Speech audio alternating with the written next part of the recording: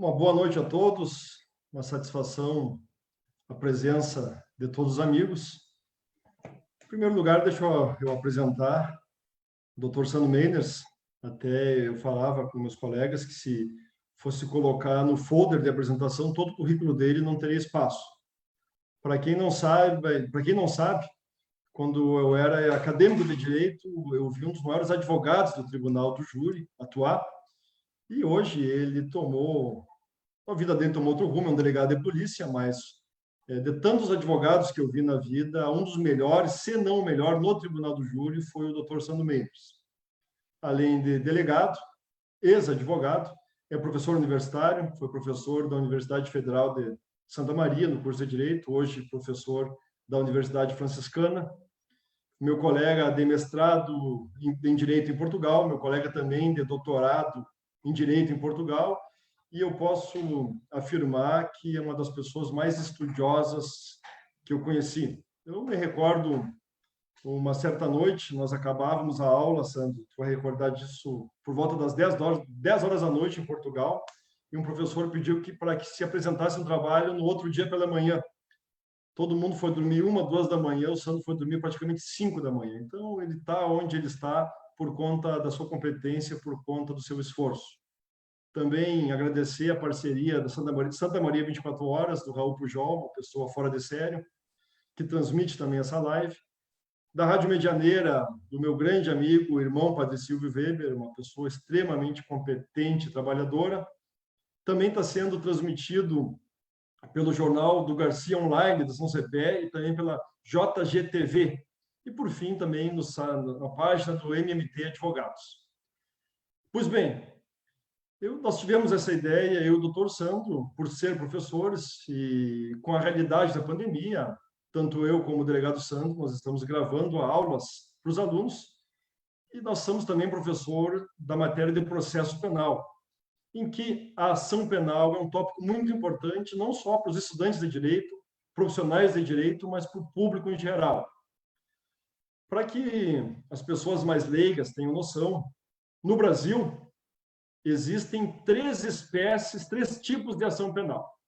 Quais são elas? A primeira, que é a regra geral, é a chamada ação penal pública incondicionada. Por que incondicionada? Porque é irrelevante a vontade da vítima e, logicamente, se a vítima tiver falecido, dos familiares da vítima, em ter uma ação penal.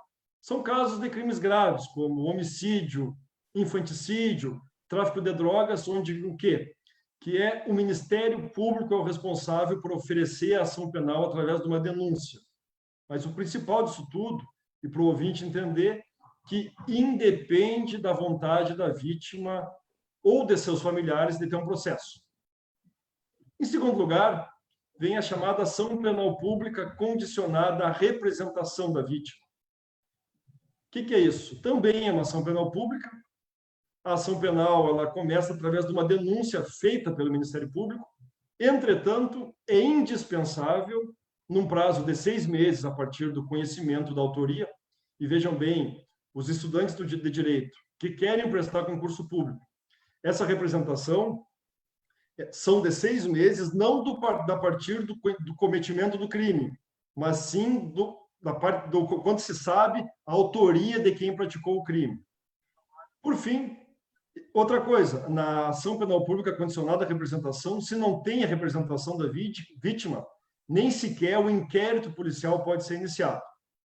E, por fim, a ação penal privada, que é nos casos de crime, por exemplo, crime contra a honra, calúnia, difamação, que é a vítima que, através de um advogado particular, vai propor a chamada queixa-crime. Essas são as 3 ações penais públicas que tem no Brasil. Logicamente que em outros países é diferente, mas no Brasil é o que nós temos. Bom, meu boa noite, Daniel. É um prazer enorme estar aqui contigo.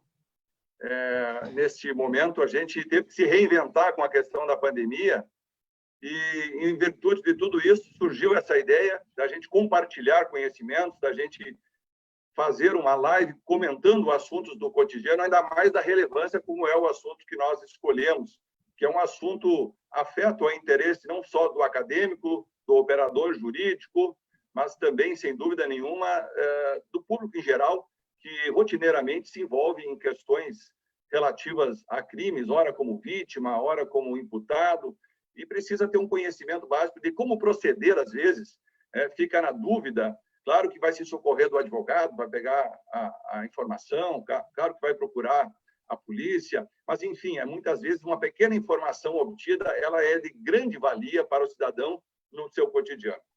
Eu queria, antes de mais nada, além de cumprimentar quem nos assiste, quem nos vê, mas também ao meu amigo Dr. Daniel, eu digo amigo porque somos colegas lá do mestrado, do doutorado, em Portugal. Eu tive o prazer de conhecer o Daniel quando eu era professor da Universidade Federal de Santa Maria. Ele ainda era acadêmico, faz alguns anos isso já. Eu acompanhei um fato bastante pitoresco e histórico da vida do Daniel, que foi quando o Daniel lançou um livro, né, lá em Portugal, né? Um local que é o restaurante mais antigo da cidade de Lisboa, né? Lá onde o Fernando Pessoa escrevia os seus livros, né? E o Daniel lançou lá, então teve essa oportunidade ímpar, né, de ter o prazer de poder lançar um livro num lugar, né, onde a literatura está no vento, está no ar, né? Então, é um prazer muito grande. Eu queria te cumprimentar, Daniel, que é advogado, é professor assim como eu, e aí surgiu a ideia e eu acho que o tema é importante. E já fazendo gancho, Daniel, porque o tempo urge nessas lives, né? A questão da ação penal, é importante destacar para quem nos ouve que a ação penal, ela na verdade, o que ela é? É um direito público, ou seja, de se invocar, de se solicitar, de requerer, né, que o Estado, através da figura do juiz, do sujeito processual juiz, né, aplique o direito penal a um caso concreto, ou seja, a invocação da atividade jurisdicional. Então, é um direito público, é um direito subjetivo, inarredável, irrevogável, irrefutável por parte do indivíduo em algumas situações. E como tu bem disseste na tua observação, a ação penal tem várias formas, a pública, a privada, a pública condicionada, mas, antes de mais nada, eu queria dizer que é através da ação penal, é através do processo penal que nós colocamos em prática, que nós damos efetividade ao direito penal, sistema de controle social importantíssimo para a harmonia e a paz comunitária. Sem o direito penal, sem a coerção e a presença das sanções no direito penal, nós não teríamos uma sociedade harmoniosa que pudesse conviver com limites pré-estabelecidos e pudéssemos, então, ter a convivência definida em lei. Importante aproveitar o gancho quando a gente fala dessas questões, das ações, isso é do nosso cotidiano, isso é do nosso dia a dia. E tu falastes ali do exemplo da questão dos crimes contra a honra, né? E nós temos, nos crimes contra a honra, algumas questões muito importantes, porque é um número muito significativo de fatos que chegam todos os dias na Polícia Civil, que chegam todos os dias ao Poder Judiciário, em que há necessidade de uma intervenção, há necessidade de uma atuação por parte dos operadores jurídicos. E os crimes contra a honra, a calúnia, a injúria, a difamação, que são crimes que acontecem recorrentemente no cotidiano da sociedade, eles são crimes que dependem da vítima, exclusivamente da vítima, dependem da vítima manifestar a sua vontade em processar o autor do fato criminoso. No sentido que eu estou me referindo, quero dizer, a vítima deverá constituir um advogado e oferecer uma queixa-crime para que assim possa ela processar, ou seja, levar o autor da conduta danosa, ofensiva ao bem jurídico, que no caso é a honra das pessoas, né? A reputação, a imagem, né? Que é afetada com aquela ofensa verbal que hoje, infelizmente, nas redes sociais, na internet, flui rapidamente, as pessoas se sentem muito à vontade para proferir uma ofensa atrás do teclado do seu computador, fica muito simples, muito fácil fazer isso, e isso gera consequências. E para que a vítima tenha essa possibilidade, ela precisa disso. E mais, nesses crimes contra a honra, e eu vou debater isso porque foi uma temática que chegou recorrentemente para mim nos últimos dias, e tive um caso em especial, e por isso que eu vou destacar aqui. Além da calúnia, que é aquela imputação de um fato definido como crime, e a difamação, que afeta a reputação do indivíduo, nós temos o crime de injúria, né? Aquela ofensa que afeta, que ofende a dignidade, o decoro da pessoa, e essa injúria, então, que vai atingir a autoimagem, o autoconceito, né? Aquele sentimento que a pessoa tem em relação a ela própria é afetado por ofensas dessa natureza. Só que essa injúria qualificada pelo preconceito, há comumente uma confusão que se faz misturando isso com o crime de racismo, né? E a gente sabe que, na verdade, são coisas distintas. O crime de racismo, ele é um crime previsto na Constituição, é um crime considerado inafiançável, não cabe fiança, é um crime imprescritível, jamais vai prescrever, então o Estado terá o tempo que for necessário, o tempo que quiser para poder responsabilizar criminalmente aquela pessoa, mas ele quer proteger a igualdade, a pluralidade social entre as pessoas. Enquanto que o crime de injúria, ele quer proteger a honra da pessoa. O racismo afeta a coletividade, a sociedade, enquanto que a injúria é qualificada pelo preconceito, e quando eu falo preconceito, eu estou falando de raça, eu estou falando de cor, eu estou falando de etnia, eu estou falando das pessoas idosas, eu estou falando das pessoas, por exemplo, que têm alguma questão de deficiência. É isso que a lei quer proteger. Eu já vi casos, por exemplo, a gente sempre pensa que o negro é, vamos dizer assim, a vítima preferencial desses crimes. E se nós formos ver na questão da jurisprudência, se nós formos ver no dia a dia, a pessoa de cor branca também pode ser vítima de um crime qualificado pelo preconceito praticado por uma pessoa negra, por exemplo. E até é uma curiosidade, Sandro, que aqui em Santa Maria, logicamente não vamos falar nome, por questões pessoais, mas aqui em Santa Maria, certa vez eu defendi uma pessoa de cor negra, que ela foi acusada de praticar uma injúria racial contra um branco. Então, para se ter a clareza de que não é o branco somente o branco que pode cometer contra o negro, ou o japonês contra o alemão, é toda e qualquer discriminação racial. Tanto é verdade que, aqui na região, não longe daqui, eu defendi uma pessoa negra que cometeu uma injúria racial contra um branco. Até no início da investigação, se discutia se era racismo ou se era injúria racial, e como o delegado Sandro explicou muito bem, tem uma diferença muito grande em relação a isso, até porque isso eu faço uma crítica. Por exemplo, um crime de latrocínio, em que tu mata uma pessoa por dinheiro, às vezes por R$100, R$50, tu tira o direito de um filho de ter pai, prescreve. O racismo não prescreve. É claro que o racismo é um crime grave, evidente, mas o latrocínio, convenhamos, é muito mais grave. E essa questão, por ser uma injúria racial, ela prescreve, o racismo não. Só aproveitando o gancho aqui, Sandro, é a primeira vez que nós fizemos isso, é a primeira vez que eu faço, mas muitas pessoas estão mandando um abraço aqui. A Sulinira Correia, de São Borja, dizendo que foi um dos melhores delegados de São Borja. Dan Claro Rossato, também mandando um abraço. Aqui de Santa Maria, o professor Rossato, nosso amigo. Henrique Wolff, de Porto Alegre. Professor Dida Nunes. A Liana e o Roger Falkenbach, de Madrid, que por 2 vezes o receberam em Madrid, quando estudávamos na Europa, mandando um abraço. O doutor Daniel Blume, do Maranhão, nosso colega, juiz eleitoral do Maranhão, nos mandando um abraço. Doutor Tiago Blume, do OAB do Maranhão. Bom, aqui são mais de 300 mensagens aqui. Pessoal da São Cepé, te parabenizando pelo trabalho que tu fizeste lá em relação a cigarros, que tu aprendeu. Desculpa que nós não esperávamos, mas é tantas pessoas, e se nós não falarmos o nome de alguém, por favor, nos desculpe, mas depois a gente vai responder para todos. Uma curiosidade também, Sandro, é sobre a titularidade da ação penal pública incondicionada. Eu me recordo uma certa feita, final da década de 90, meados da década de 90, tu estava largando a Universidade Federal para ser delegado, quando tu era professor, e nós tínhamos o núcleo jurídico, e eu me recordo que apareceu uma família muito simples, pessoas boas, muito sofridas. A mulher tinha perdido o marido, e ela chegou até o núcleo para nós ingressarmos com uma ação penal pelo homicídio. E alguns ouvintes, algumas pessoas estão perguntando como é que funciona isso. Para deixar claro, crimes graves, quem oferece a denúncia é o Ministério Público. Quem faz a investigação é a polícia.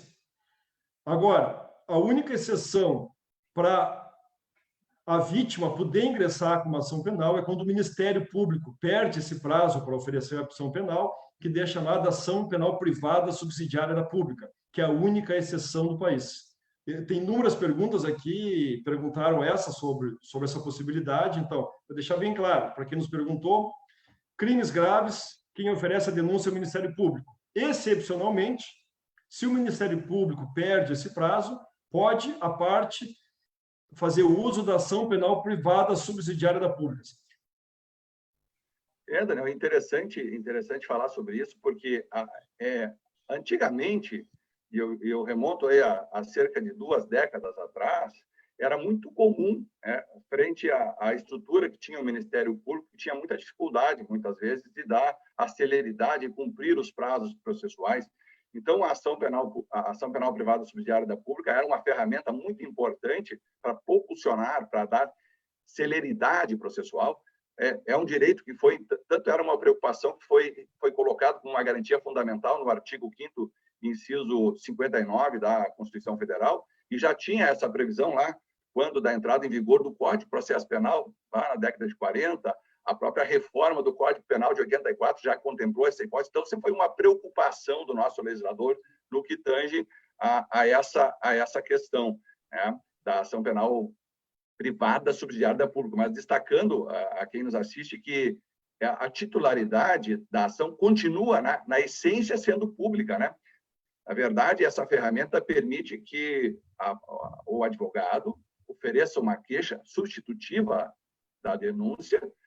Todavia, o Ministério Público pode concordar, pode aditar, acrescentar algo, ou pode até repudiar e ele mesmo oferecer uma denúncia. Mas é interessante destacar para quem nos assiste a questão do prazo decadencial, né? Esse prazo decadencial, que eu até iria falar anteriormente no que tange aos crimes contra a honra, porque há um prazo decadencial de 6 meses para que se faça o oferecimento dessa queixa-crime substitutiva, só que esse prazo ele é contado diferente nesse caso, porque ele começa a fluir no dia seguinte, no dia subsequente ao término do prazo do Ministério Público. Enquanto que nos crimes contra a honra, por exemplo, ele começa a sua fluência a partir do dia do conhecimento da autoria do fato, e destacando que esse prazo é um prazo de direito penal, e o prazo de direito penal decadencial é um prazo que não se interrompe, não se suspende, não se prorroga, ele é peremptório. Então, não pode o profissional, não pode a própria parte esquecer-se, não pode se atrapalhar na contagem dos prazos, porque se o prazo terminar num dia não útil, ele é fatal, vai terminar assim mesmo. Então, cabe tanto ao profissional da área do direito, quanto à própria parte, procurar as autoridades e solicitar essa providência. Se for uma queixa, terá que protocolá-la no Poder Judiciário. Então, precisa observar essa questão. E a representação, que tem o mesmo prazo, a representação que é uma simples manifestação de vontade, assim, é um sinal verde, vamos dizer assim, metaforicamente falando, né? Para que o Estado possa andar, para que o Estado possa movimentar a máquina persecutória. E essa autorização que o Estado, então, que o Estado recebe, ela também tem esse prazo de 6 meses, mas importante dizer, representação dá uma ideia para quem ouve a gente falando que é um documento formal, cheio de requisitos legais. Na verdade, a representação ela não tem formalidade alguma, ela pode ser feita tanto oralmente para o delegado, para o promotor ou para o juiz, ou ela pode ser feita por escrito, ela pode ser feita pela pessoa, por um procurador constituído pela pessoa, ou quando a pessoa, por exemplo, é um adolescente que foi vítima de algum crime de ação pública condicionada, ou de ação, ou até no caso da ação penal privada, mas estou me referindo agora à representação, esta pessoa que tenha uma ascendência, que proveja o sustento econômico, a lei não coloca nem formalidade para quem vai ser o representante legal. Nós vivemos numa cidade universitária em que muitos jovens vivem aqui e muitas vezes são vítimas de crimes. E aí precisam do anteparo do Estado. E para provocar a movimentação da máquina estatal, vão precisar que alguém procure a polícia, normalmente a porta de entrada dos fatos criminosos é a delegacia de polícia, vai procurar a polícia e alguém vai representar. Quem pode ser esse alguém? Pode ser um tio, pode ser um irmão mais velho, pode ser qualquer pessoa, não precisa ser um tutor, não precisa ser alguém que tem o poder familiar, que tem uma guarda em relação àquela pessoa. Basta que ela tenha uma ascendência, um controle, uma responsabilidade para com aquela pessoa. Então, a lei flexibilizou essa questão, né, para esse caso de representação, que vale para aquele crime da injúria qualificada pelo preconceito que eu estava falando antes, né, Daniel? Eu queria... Não quero te... Tu ias falar alguma coisa? Eu não quero te... Eu queria ainda destacar uma coisa, que um outro crime que é do cotidiano, assim, diário, né? Estou sendo redundante até no que digo, é a Lei Maria da Penha, né? Porque a Lei Maria da Penha, ela entra em vigor em 2006 e passa a tutelar, a proteger a mulher vulnerável, contra qualquer forma de violência, seja violência física, psicológica, moral, sexual, patrimonial, desde que essa violência praticada no ambiente doméstico, numa relação de afetividade, numa relação de convivência num determinado local, e acontece em desavenças, desarmonias, acontece em crimes nesses ambientes. É corriqueiro, é comum, a violência doméstica contra a mulher até é um crime que tem um grande espectro de atividade, porque tem muitas que sequer registram esses fatos. Então, a gente tem uma cifra oculta ainda de notificação desses fatos. E quando a mulher registra, por exemplo, que foi vítima de uma ameaça, ela precisa representar, ela precisa autorizar o Estado a agir, né? Agora, quando ela é vítima de uma lesão corporal, isso foi alvo de uma grande celeuma judicial, já tivemos a ação declaratória de inconstitucionalidade em relação à Lei Maria da Penha, já tivemos ação declaratória de constitucionalidade em relação à Lei Maria da Penha, e essas discussões partiram de uma premissa de que hoje o crime de violência doméstica, a violência física praticada contra a mulher, contra o gênero mulher, é uma violência que vai ser considerada de ação penal pública incondicionada, né? Por que surgiu essa grande celeuma? Porque lá em 1995 entrou em vigor a Lei dos Juizados Especiais Criminais, a Lei 9.099, e alterou uma regra que era uma regra de ação pública incondicionada, como tu disseste no início da fala, transformando o crime de lesão corporal dolosa leve e o de lesão corporal culposa em crimes de ação penal pública condicionado à representação. Só que aí, quando a Lei Maria da Penha entra em vigor, o que ela diz? Que não se aplicam as medidas da Lei 9.099 ao texto legal da Lei Maria da Penha. E aí gerou uma celeuma para saber se a ação era pública incondicionada ou era pública condicionada. E pior, talvez essa celeuma tenha sido ainda gerada pela própria imperfeição da técnica legislativa utilizada pelo nosso legislador, quando lá no artigo 16 usou uma expressão renúncia. Ele falou lá que nas ações penais públicas condicionadas à representação da vítima, da ofendida, né, ela seria admitida a renúncia à representação. O que é renunciar? Renunciar é abdicar, é abrir mão. Veja bem, quando ela utilizou a palavra renúncia, ela deu a entender que seria condicionada à representação.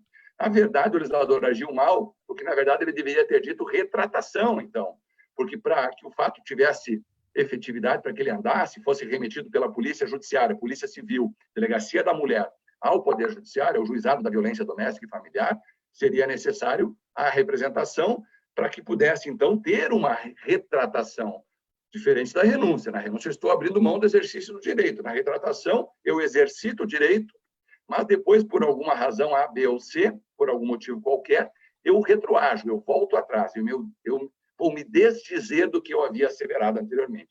Então, gerou essa celeuma toda, já pacificada odiernamente, até por súmula 542 lá do STJ, né?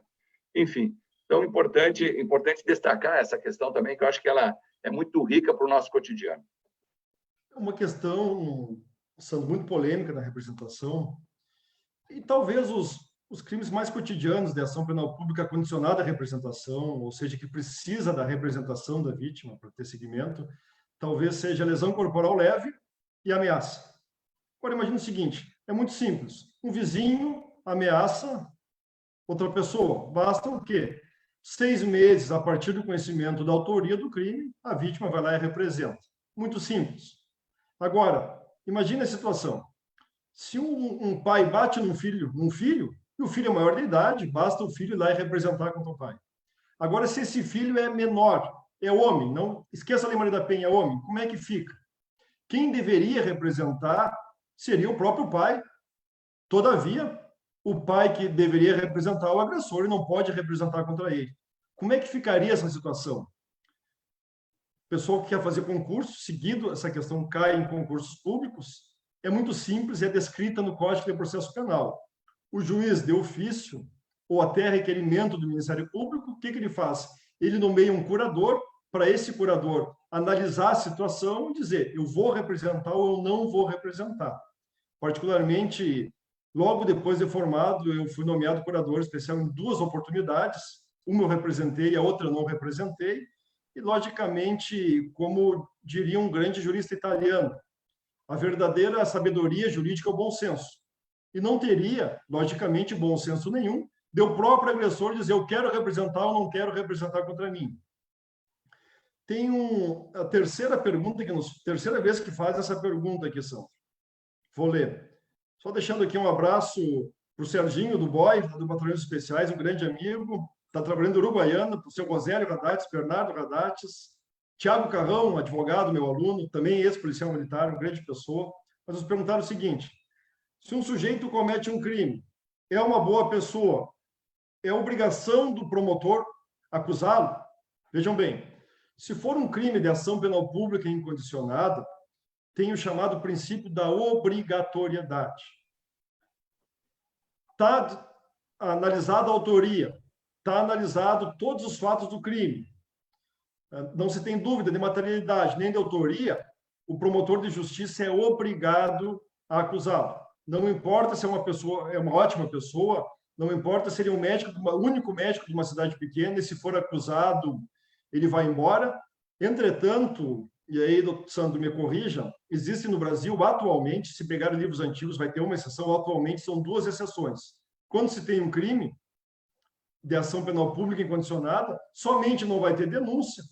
Se for possível a transação penal, o que é isso? Se o crime, a pena máxima do crime não ultrapassar 2 anos, e o réu tiver, e o sujeito ativo tiver bons antecedentes, se for primário, ele vai lá, paga uma cesta básica, ou presta um serviço à comunidade, e daí não é denunciado. E, atualmente, também tem uma hipótese remota, mas acontece quando se tem uma delação premiada, para evitar uma denúncia, que são casos específicos. Até eu gostaria que falasse um pouco, Sandro, porque envolve daí a questão da associação criminosa. Mas, para deixar bem claro, a regra, pode ser a melhor pessoa do mundo, cometer um crime, está descoberta a autoria, materialidade, é obrigação do promotor denunciar. E se ele não denuncia no prazo legal, a vítima pode fazer uso da chamada ação penal privada subsidiária da pública. Daniel, é extremamente interessante essa pergunta e a tua abordagem, né? Veja bem, esse princípio da obrigatoriedade, hoje já tem gente denominando, ele já tem juristas denominando esse princípio como o princípio da discricionariedade regrada. Antigamente era obrigatoriedade, depois passou a obrigatoriedade mitigada e agora discricionariedade regrada. Já está mudando. Mas o que seria isso? Então, o promotor pode denunciar quem ele quiser? Não, obviamente que não. E como bem disseste, o promotor precisa cumprir a lei. Se há a tipicidade penal no fato e nada que afaste de pronto, escancaradamente a ilicitude do comportamento criminoso, caberá ao Ministério Público toda, né, sem dúvida nenhuma, oferecer a denúncia. Mas a questão da Lei 12.850 de 2013, que trouxe para o nosso sistema, quer dizer, trouxe não, na verdade deu uma aprimorada no nosso sistema, a questão da colaboração premiada. Eu sempre digo que antes a denominação utilizada pelo usador era delação premiada. A palavra delator, ela não soa bem, né? O delator é o dedo duro, é o X9, né? O colaborador, ele ajuda, né? Ele está colaborando, ele tem uma atividade proativa para ajudar a sociedade. Soa nesta forma. E a colaboração premiada também é uma forma, né, de mitigar este princípio da obrigatoriedade. E mais, Agora, com esse pacote anticrime, né, a Lei 13.964, que entrou em vigor agora em dia 22 de janeiro de 2020, foi criado lá o chamado Acordo de Não Persecução Penal, quer dizer, mais uma ferramenta legal em que o Ministério Público vai poder, em determinadas situações, em determinadas infrações penais que não tenham violência ou grave ameaça, que a pena mínima seja inferior a 4 anos, ele vai poder propor esse acordo, né, dos moldes ao estilo do que se faz lá no Juizado Especial Criminal com a transação penal, né?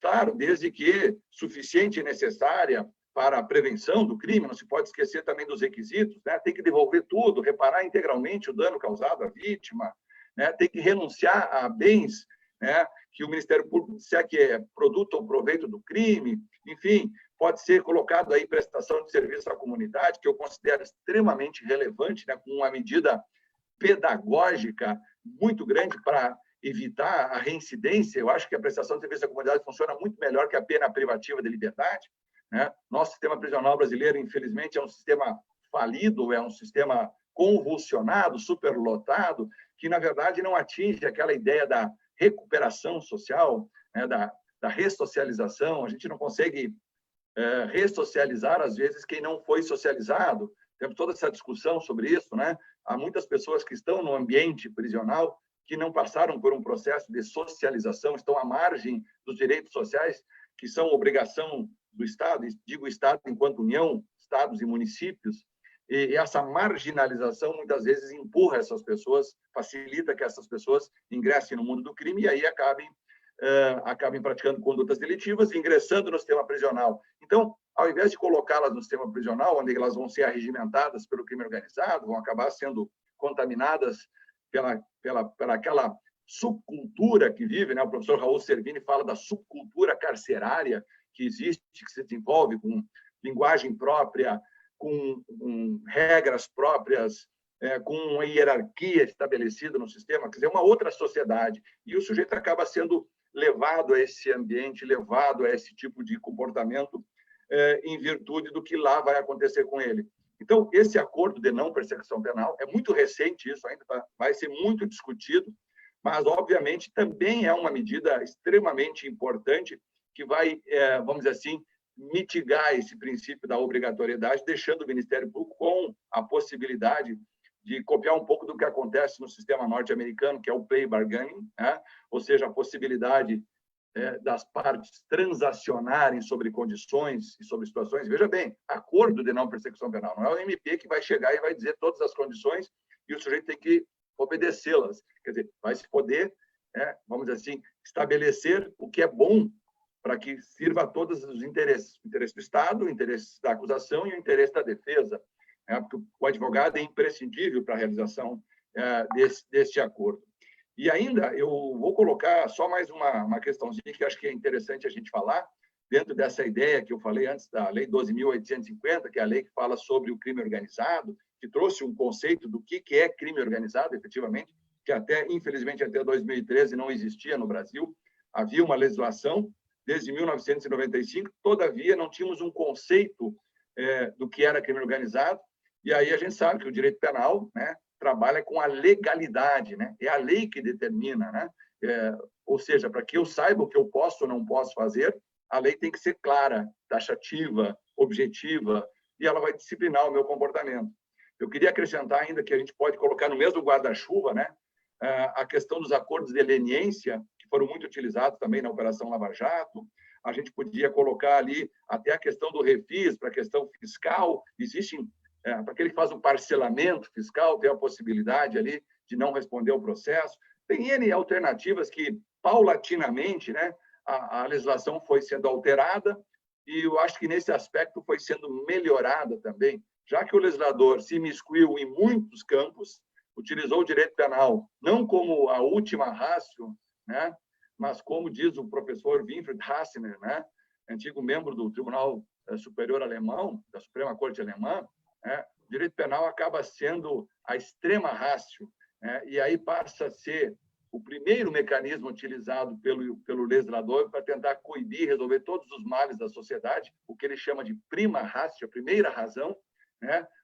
Ou sola ratio, a única alternativa que o legislador encontra. Então, esse processo de criminalização desenfreada faz com que a gente tenha essa série de questões. Em algum momento, o legislador precisa balizar isso, né? Precisa criar alternativas, porque nós precisamos ter mecanismos para premiar o criminoso que se arrepende do crime. Ah, mas ele se arrependeu porque o Estado descobriu alguma coisa da vida dele. Não importa. Nós precisamos criar alternativas para que ele devolva o que ele pegou indevidamente, para que ele devolva o que ele surrupiou dos cofres públicos, para que ele devolva o que ele subtraiu da vítima. Nós temos que criar essas alternativas.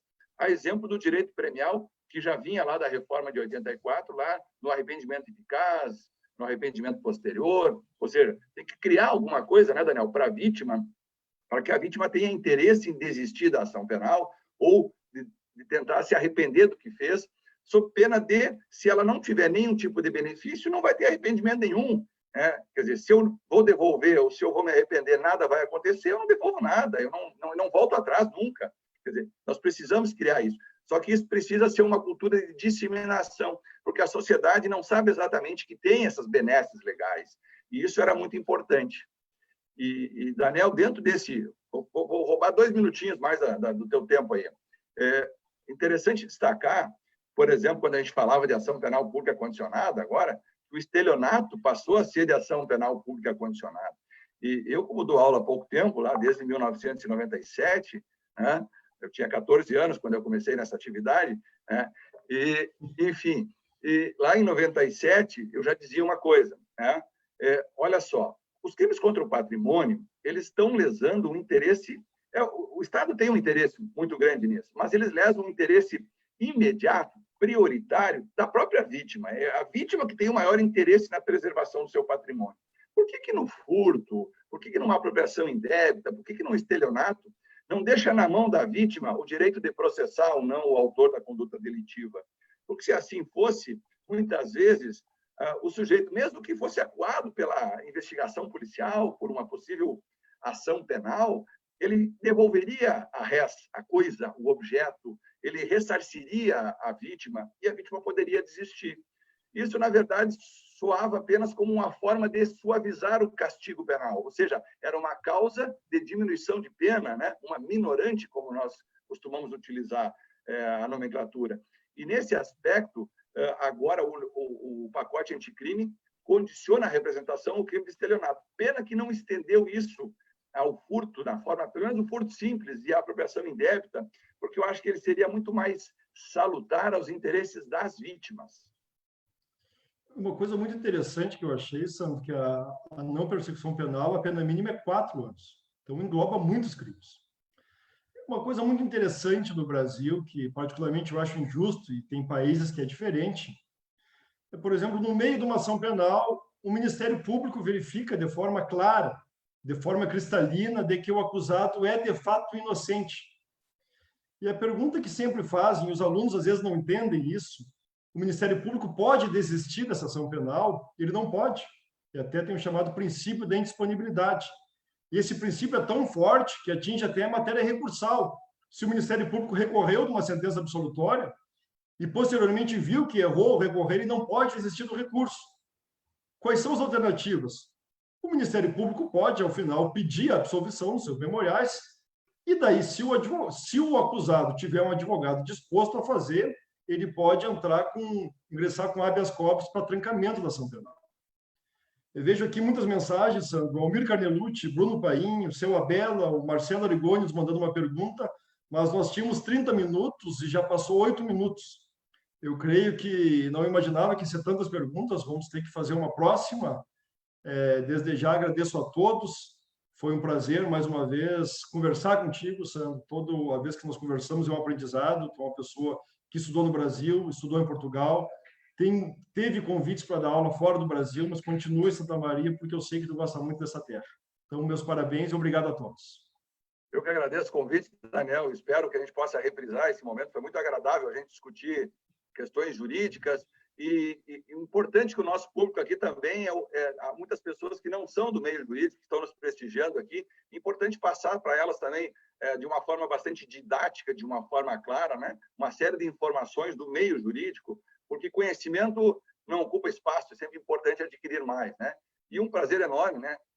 Estar aqui falando contigo, um advogado renomado aqui, é um dos ícones da advocacia santamarense, sem dúvida nenhuma, né? Fica aqui o meu fraterno abraço aqui e estamos à disposição aí numa próxima oportunidade para conversar sobre outras temáticas. Muito obrigado por tudo, agradecendo o Jonas Farias aí, que organizou tudo de forma perfeita. Muito obrigado, Jonas. Abraço, Grande abraço a Jonas, todos. abraço a todos que nos assistem.